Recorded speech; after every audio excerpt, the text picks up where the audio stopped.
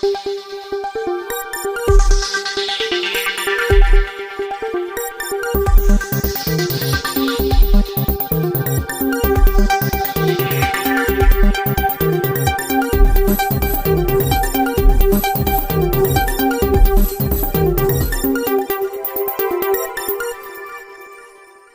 क्या कमियां हैं या क्या क्या चीज़ ऐसी हैं जो नहीं होनी चाहिए, उनमें से अस्पताल परिसर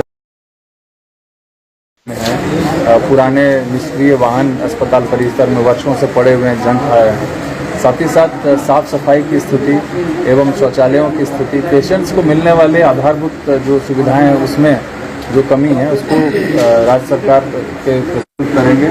बेसिक जो इंफ्रास्ट्रक्चर है, पहले उसमें इंफ्रास्ट्रक्चर और सर्विसेज दो इम्पॉर्टेंट चीज़ें हैं जो हेल्थ डिपार्टमेंट के लिए बहुत ज़्यादा इम्पॉर्टेंट है। अभी प्रथम चरण में बेसिक इंफ्रास्ट्रक्चर पे काम चल रहा है। 60 दिन में सभी अस्पतालों को ये सुनियोजित तरीके से कार्य करते हुए इसको ठीक करने का निर्देश दिया गया और राज्य सरकार की निधि से इसमें आवश्यक जो प्रयास किया जाना वो भी उपलब्ध कराया जाए। हम लोग आकांक्षी जिला भी हैं, तो उस हिसाब से नीति आयोग से जो हम लोगों को अच्छा प्रदर्शन करने के लिए जो प्रोत्साहन राशि प्राप्त हुई थी, हम लोगों ने इसका एक मेजर चंक जो है उसी समय हेल्थ डिपार्टमेंट और एजुकेशन डिपार्टमेंट के लिए और न्यूट्रिशन के लिए हम लोगों ने लगाया था। वो सारा चीज़ें परिलक्षित भी हो रहा है। काफ़ी बदलाव विगत 2-4 महीनों में जब से उसको हम लोगों ने इसमें लगाया, संयोगवश मिशन सिटी के साथ मर्ज कर रहा है और राज्य सरकार और केंद्र सरकार दोनों का संयुक्त प्रयास हम लोग यहाँ पर आधारभूत संरचनाओं में इम्प्रूवमेंट कर रहे हैं। यहाँ पे अब जो मैंने अभी देखा है जिस प्रकार के ऑपरेशन थिएटर्स वगैरह बन रहे हैं, मुझे लगता नहीं है कि प्राइवेट इंफ्रास्ट्रक्चर में भी वैसे ऑपरेशन थिएटर्स निकटवर्ती जिलों में भी हैं। तो अगर ये इंफ्रास्ट्रक्चर बनता है और सर्विसेज वाले मोड पे जो डॉक्टर्स हैं उनकी उपस्थिति हो, डॉक्टर्स जो हैं वो अपना समय पर आएँ, नर्सेस समय पर आएँ और जो सेवाएँ दे सकें, तो किसी भी आधारभूत संरचना का उपयोग तब तक नहीं हो सकता जब तक कि उसके साथ सर्विसेज अटैच ना हो। तो सर्विसेज पे भी हम लोग काम कर रहे हैं। अटेंडेंस के लिए राज्य सरकार द्वारा बायोमेट्रिक अटेंडेंस की पहल की गई है, हालांकि उसका थोड़ा विरोध हो रहा है, लेकिन हम लोग उसको इम्प्लीमेंट कराएंगे क्योंकि काफ़ी आवश्यक है। पेशेंट्स दूर दराज से आते हैं और काफ़ी इकोनॉमिकली बैकवर्ड बैकग्राउंड से आ रहे हैं जो कि यहाँ पे आते हैं, तो उनके लिए हम लोग हैं।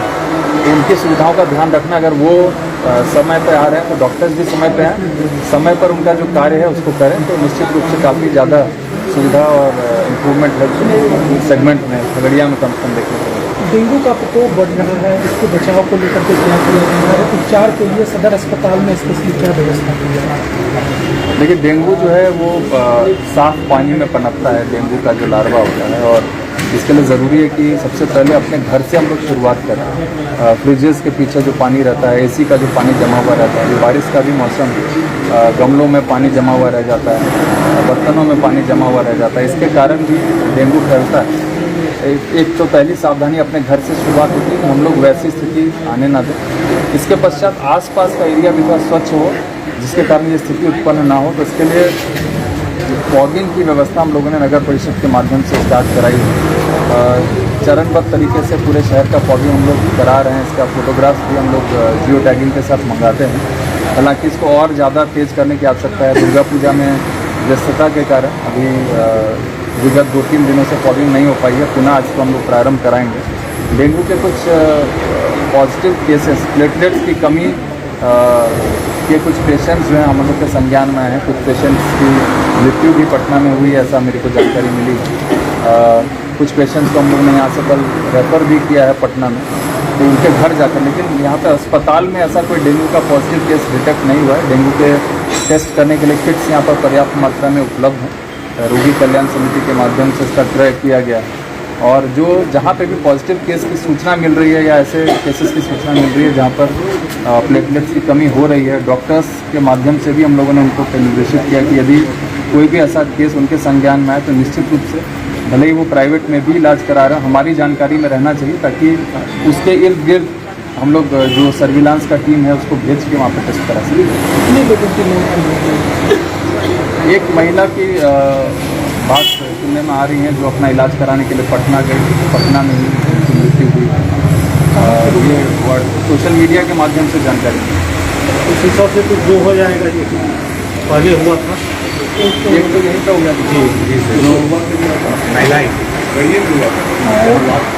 उनका असल में स्थिति बहुत ज़्यादा खराब हो गया था, तब वो यहाँ पर आए थे और एक गए तो पटना, वहाँ पे उनकी मृत्यु हुई।